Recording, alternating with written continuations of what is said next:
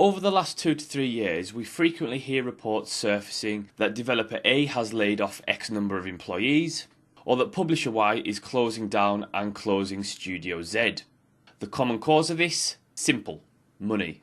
Now, before you tell me that it's just simply the effect of hard economic times, I'm going to tell you straight off that it isn't. Yes, times have been tough, and gamers and consumers everywhere have been tightening the proverbial belt, but there's more to it than that.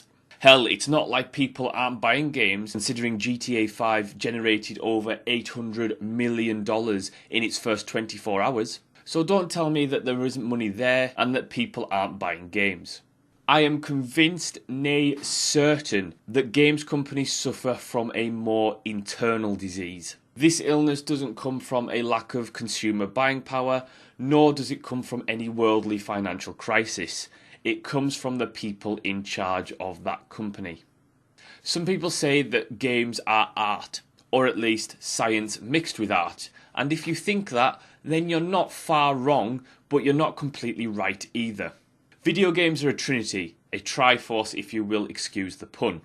In one hand you've got the art of video games, its beauty personified in art, sound and storytelling. Next is the science. The genius intellects that code and program everything that you see and do in those video games. And the last, you ask?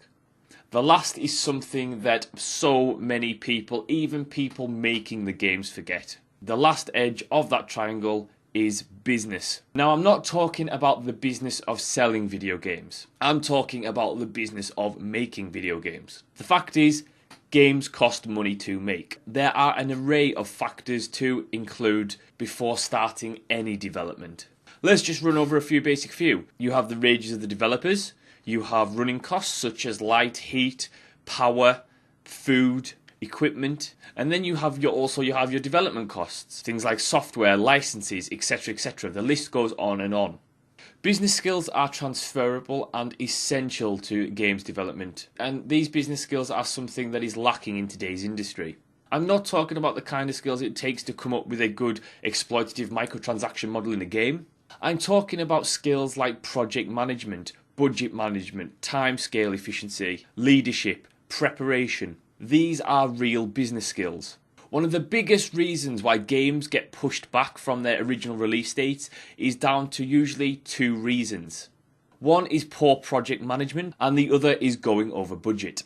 I myself have worked in business for many years, and I can safely say as soon as you start looking to your customer to pick up on your overspend, you're in trouble from day one.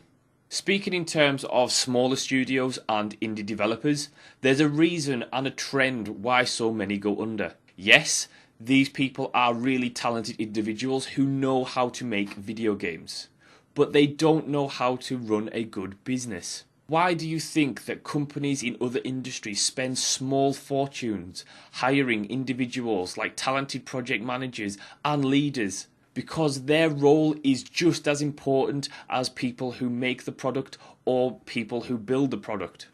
Even bigger companies like the now defunct THQ suffered huge financial issues due to poor business practices and poor business decisions, which sadly and ultimately led to their demise. Games developers and games companies need to learn how to stick to their budgets effectively.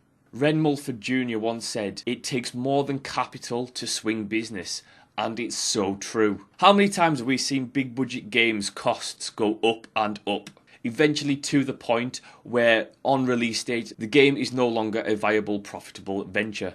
Now that the financial crisis has happened and the games industry bubble has burst and there is no more boatloads of cash just flowing everywhere, companies are now starting to realise just what their costs really are and how much money they're pouring down the drain on a daily basis. It's really true what they say. A good businessman can make money in art, but an artist can't make money in business. Smaller companies especially need to wake up to the business side of things. Yes, have a creative dream and by all means feed that creative dream, but realise that dream will never become a reality unless you put hard work into your business side. If you don't, you'll either never finish it, or when you do, you'll be so far in debt you wish you hadn't. It's time for the industry as a whole to wake up and start fixing their internal business issues. Stop making short-term decisions for a quick buck and start thinking long-term. Project manage effectively, budget realistically, and cut down on your costs and plan smart. As the saying goes, if you look after the pennies, the pounds will take care of themselves.